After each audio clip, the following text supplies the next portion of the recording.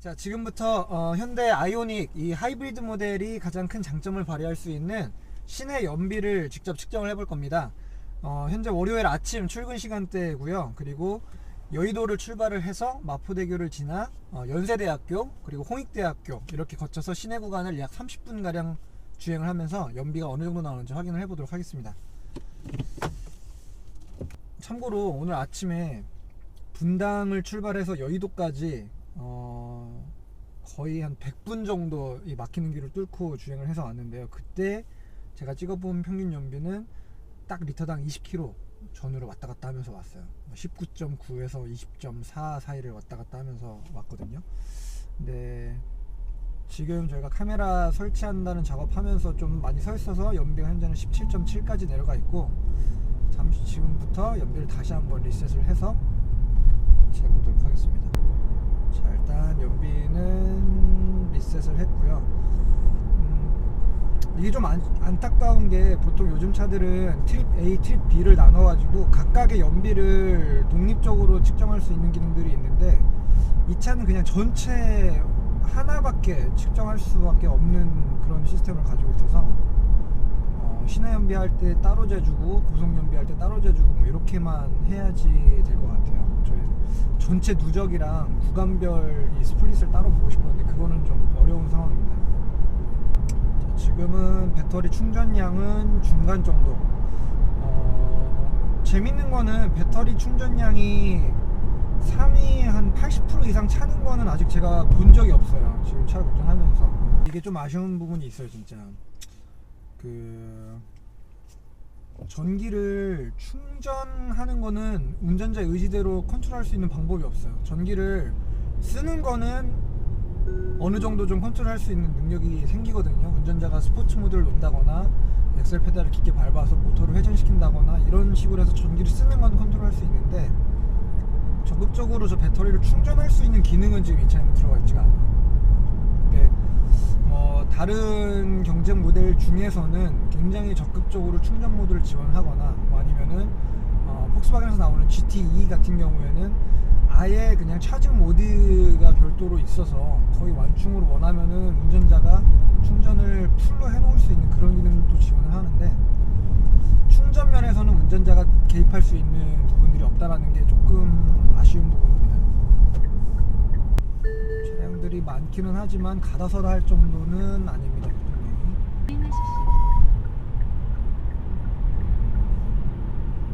자, 지금 사각지대 감지 장치가 들어가 있는 최상위 옵션의 차량이기 때문에 이렇게 차선 변경할 때 지금 출근길에 차가 워낙 많아서 사각지대에 있는 차들을 경고를 해주고 있고요.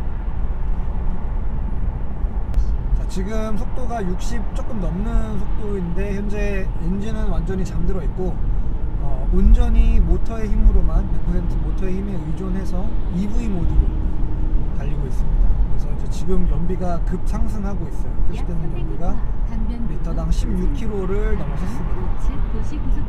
자, 지금 현재까지는 주행거리가 길지 않기 때문에 평균 연비도 이 등락폭이 심할 수밖에 없어요. 그래서 어느 정도 좀 안정적인 데이터를 얻으려면 일정한 시간이 지난 후에 연비에 표시되어 있는 값을 읽는 것이 의미가 있을 것 같고요. 자, 지금은 이제 리터당 20km 정도까지 연비가 올라왔습니다. 19.9가 찍혀 있는데, 현재는 뭐 굉장히 많이 오르내려 할 수 있는 그런 시점입니다. 그래서 그걸 감안하고 일단 연비를 봐야 될 것 같습니다. 자, 연료계는 디지털로 표시가 됩니다. 그런데 전체 칸이 지금 12칸 정도가 표시가 되고, 그 중에 한 눈금이 떨어져 있는 상태입니다. 12분의 1 정도로 소비한 상태이고, 주행 가는 거리 표시되는 거는 약 742km 정도가 표시가 되고요. 처음 차량을 받았을 때, 그러니까 완전히 탱크가 가득 차 있는 상태에서는 주행 가는 거리가 900 정도가 찍혀 있었습니다. 그러니까 이 차량이 연료 탱크가 45리터니까 그냥 대충 평균을 내보면 일단 리터당 20 정도가 이 트립 컴퓨터가 지금 인지하고 있는 누적 평균 연비라고 볼 수가 있겠네요. 뒷좌석 그렇게 불편한 건 아니에요, 생각보다. 솔직히. 저번에 촬영하냐고 가운데 앉아가지고 그랬는데 지금 네, 그냥 저 같은 경우에는 약간 힘 빼고 조금 늘어지듯 앉으면 불편하냐. 뭐 머리 끝이 이렇게 살짝 닿는 느낌이 있지만 뭐 그게 그렇게 거슬리는 느낌까지는 아니었어요. 근데 진짜 그 상태에서 뭔가 요철을 밟고 약간 쿵쾅쿵쾅 하면 경우에 따라서는 머리가 좀 부딪힐 수도 있을 것 같기는 해요. 기본적으로 뒤쪽에 루프가 이렇게 낮게 떨어지는 형상을 가지고 있다 보니까 뭐 당연히 머리 공간이 손해볼 수밖에 없는 디자인이긴 한데, 지금 이 차 같은 경우에는 그 형상 때문에 머리 공간이 좁다기보다는요, 위에 라이닝 형상을 보면은 이게 루프가 오다가 더 머리 쪽으로 내려오는 구간이 있거든요. 근데 거기에 보면 그 트렁크 후드를 연결하는 힌지가 그 안에 들어가 있어요. 그러다 보니까 이제 그 힌지의 두께만큼을 더 밑으로 떨어뜨릴 수밖에 없는 구조여서 그게 그렇게 돼 있었거든요. 그래서 아마 힌지의 위치를 뭐 형태를 변경한다거나 하면 조금 더 머리 공간이 나올 거예요. 자, 평균 연비가 이제 22.1까지 올라갔어요. 이제 확실히 길이 막히니까 엔진은 거의 계속 꺼져 있는 상태고 완전한 EV 모드로만 주행을 하고 있고요. 그 충전 상태가 배터리가 지금 중간 정도 딱 충전이 되어 있는 상태인데, 이 정도 상태에서는 부드럽게 가속한다는 전제하에는 시속 70에서 80 정도까지는 완전한 EV 모드로, 그러니까 엔진이 꺼져 있고 모터만 돌리는 상태로 주행이 가능한 걸 확인했었습니다. 하이브리드는 되게 재밌는 게 길이 더 많이 막히면 막힐수록 EV 조건으로 갈 수 있는 구간이 길어지기 때문에 오히려 연비는 조금 더 좋아지는 그런 상황이 되는데요. 그렇다 보니까 실제 이 차량도 그 정부 공인 연비를 보게 되면 시내 연비가 오히려 고속 연비보다 더 잘 나오는 그런 좀 재미있는 수치들을 가지고 있죠. 근데 이게 일반적으로 프리우스나 또 기타 다른 하이브리드 모델들에서 공통적으로 나타나고 있는 현상입니다. 지금 이 아이오닉에는 이 클러스터 안쪽에도 7인치 그 액정 디스플레이가 있어서 여기에서도 현재 배터리를 얼만큼 쓰는지, 엔진이 배터리를 충전하고 있는지 아니면 전기를 끌어 쓰고 있는지 이런 것들을 간단하게 볼 수 있지만, 이 메인 오디오 화면에서도 마찬가지로 하이브리드의 현재 작동 상태를 볼 수 있습니다. 하이브리드 아이콘이 메인 화면에 이렇게 홈 화면에 있고요.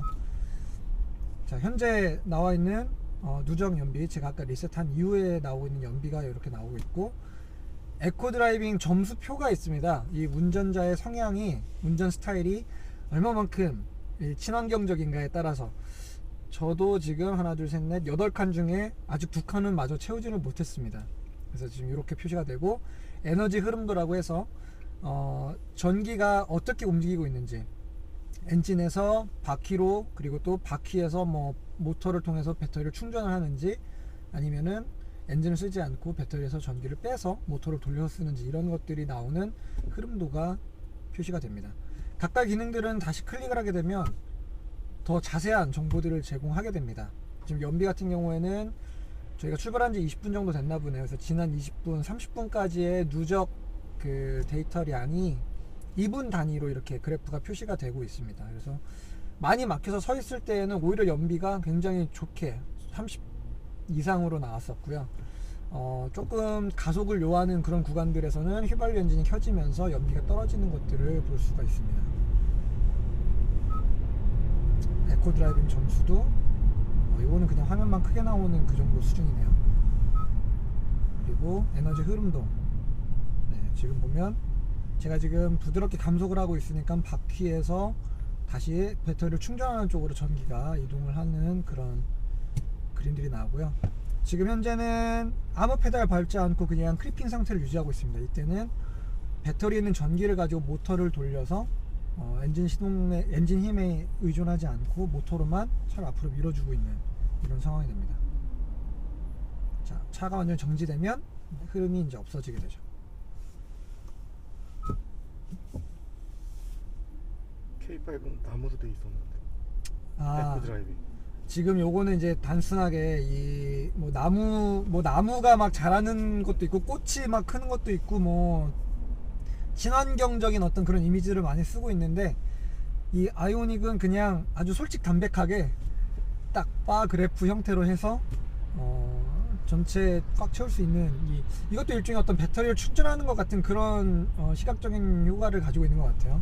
한 칸을 더 늘렸습니다. 제가 마지막 한 칸만 더 채우면 만점이에요.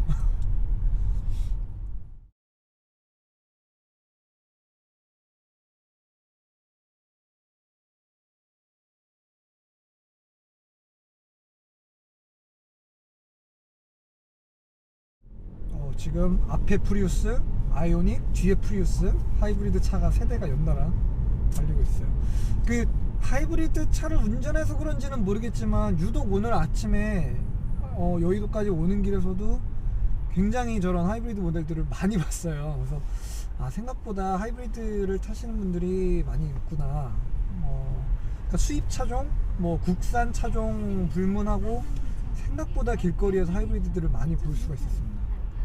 아이오닉의 실내 그 퀄리티에 대해서 인터넷에서도 굉장히 뭐 이야기들이 많았어요. 어떤 분들은 이 정도면 훌륭하다, 또 어떤 분들은 너무 좀 뭐 값싼 재질을 많이 썼다, 뭐 이런 이야기들이 많이 있는데, 자, 일단 전체적인 디자인의 형태, 레이아웃의 구성은 그동안의 현대차들이 보여줬던 그런 이 최근의 흐름들을 잘 따르면서 거기에 조금 더 그 쓰기 편한 형태의 인터페이스들을 가지고 있습니다. 이런 버튼류들도 다 이렇게 위에서 내려 누르는 식의 이런 그 스타일로 토글 스위치까지는 아니지만 약간 양각으로 이렇게 나와서 굉장히 조작하기가 좀 편리한 레이아웃들을 가지고 있고요. 뭐 계기판 구성도 아주 혁신적이지는 않지만 그래도 그 에코 모드와 스포츠 모드에 따라서 이렇게 디자인이 변하는, 가운데 부분이 타코미터로 변했다가 스피드미터로 변했다가 이런 부분들도 좀 재밌는 부분들이고, 그리고 이제 이 전반적인 소재는 지금 이 차량이 가장 가격이 비싼 Q 등급의 차량인데, 보면은 플라스틱 자체는 약간 좀 딱딱한 소재들을 썼어요. 가운데는 조금 말랑말랑하지만 이 만졌을 때 어떤 질감이나 이런 부분들에 있어서는 이렇게 막 아반떼처럼 잘 여물었다라는 정도까지는 아닙니다. 근데 이런 소재들에는 또 이 아이오닉만의 어떤 스토리가 있습니다. 이게 친환경차이다 보니까 그냥 일반 플라스틱을 쓰지 않고 재활용된 플라스틱, 그리고 또 그 나무를 이렇게 파우더로 갈아있는 것과 그 다음에 화산암 가루 같은 이런 그 친환경적인 소재들을 배합해 가지고 만든 이런 도어 클래딩을 썼다라고 해요. 그래서 표면은 조금 딱딱하긴 하지만 또 이제 그런 어떤 소재에 대한 이야기를 알고 보면은 납득할 수 있는 그런 수준의 퀄리티라고 보여집니다. 근데 개인적으로는 이 차량급이 크기가 거의 뭐 아반떼랑 비슷한 사이즈긴 하지만 아반떼의 실내 품질이 아이오닉보다는 조금 더 앞서고 있는 부분은 사실인 것 같습니다. 그래도 뭐 지금 이 차량의 어떤 이 실내 내장의 어떤 품질에 대해서 폄하할 정도의 그런 레벨까지는 아닌 것 같습니다. 그리고 또 하나 재밌는 거는 이제 이 친환경 모델, 하이브리드 모델인 거를 강조하기 위해서 곳곳에 이거 얘기하는 데다가 요거 딱 적어놓잖아요.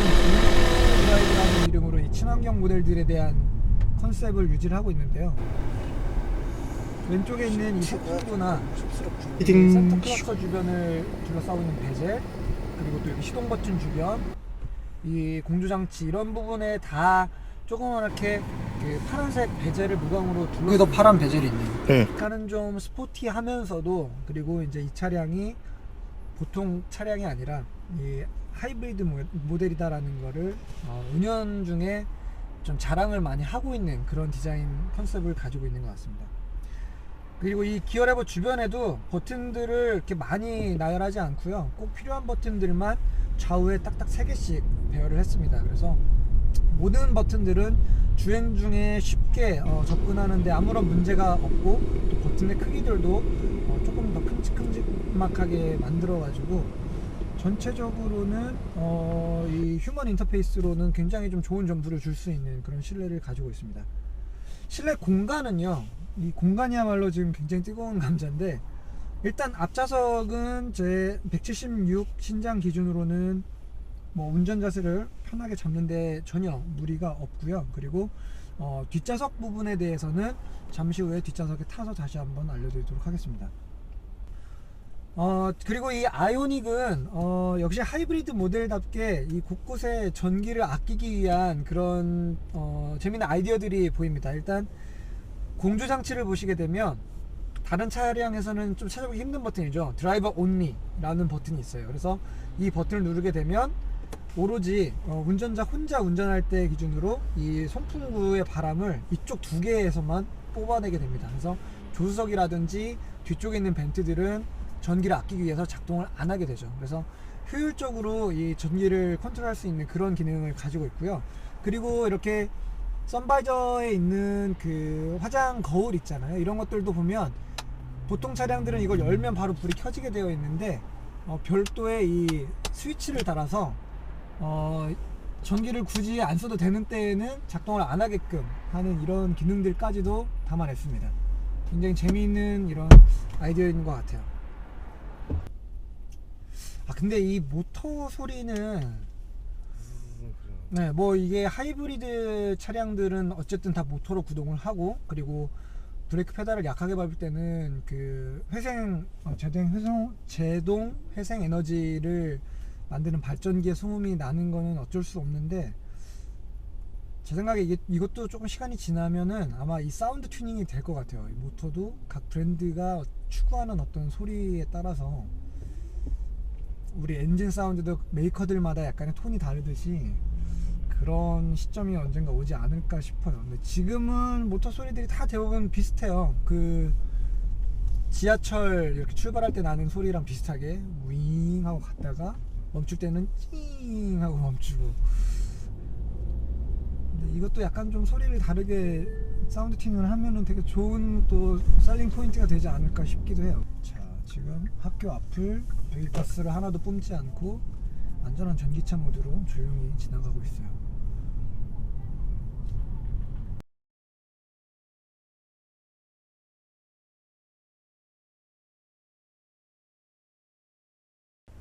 자, 지금 출근 시간대 1시간 정도 운행을 했습니다. 여의도에서 출발을 해서 마포대교로 한강을 건너서 이화여대, 그리고 연세대학교, 그 다음에 원래 예정된 것과는 좀 경로를 바꿔서 상암동 디지털 단지 쪽까지 이렇게 해서 1시간 정도 주행을 했고요.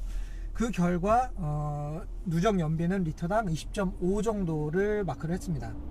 그래서 지금 이 막히는 구간에서 특별히 연비를 잘 내기 위해서 신경을 쓰지 않고 그냥 편안하게 주행을 한 상태였고요. 배터리의 충전량은 계속 50% 안팎을 유지하는 상태로 하이브리드 시스템이 가동을 했습니다. 이 정도 수치면은 일단 그 비슷한 배기량대의 어떤 디젤 엔진들이 시내에서 낼 수 있는 어떤 연비 수준에서 크게 뒤처지지 않는 연비라고 볼 수 있을 것 같고요. 2.0 디젤이라고 한다면 아마 이런 조건에서는 상황에 따라 좀 다를 수 있겠지만 리터당 한 15에서 17 정도를 마크하는 그런 도로 상황이었습니다. 그래서 적어도 이 출퇴근 상황, 굉장히 좀 길이 막혀서 가다 서다 하는 그런 조건에서는 아이오닉의 연비가, 실제 연비가 평균 정도 이상으로 잘 나오는 편이다. 그래서 일단 시내 연비는 이 정도로 확인을 하고요. 지금부터는 국도 자동차 전용도로를 통해서 고속 정속 연비를 알아보도록 하겠습니다. 자, 이 아이오닉을 지금 1시간 정도 주행하면서 이 제동 부분에 관련돼 가지고 조금 아쉬운 부분이 느껴지는 게 있습니다. 다름이 아니라 최초의 브레이크를 밟기 시작할 때 이 제동 필링이, 그러니까 제동력에 관련된 부분은 아니고요, 페달의 감각이 굉장히 민감하게 되어 있어서 아마 처음 2차 운전하시는 분들은 브레이크를 처음 밟기 시작했을 때 생각보다 급격하게 속도가 주는 부분에 대해서 좀 어색한 부분이 생길 수 있을 것 같아요. 그래서 이 페달이 들어가는 이 길이가 있다고 한다면 처음 페달을 밟았을 때는 굉장히 예민하게 강하게 반응을 하고, 페달이 한 절반 정도 들어갔을 때부터는 조금 둔감해지면서 여러분들이 평상시에 아는 그런 제동 필링이 나오게 됩니다. 그래서 이거는 이제 그 회생 에너지 관련된 부분의 세팅에 좀 물려있는 부분이긴 한데, 너무 민감하게 조율을 해놓은 부분들이 없지 않아 있고요.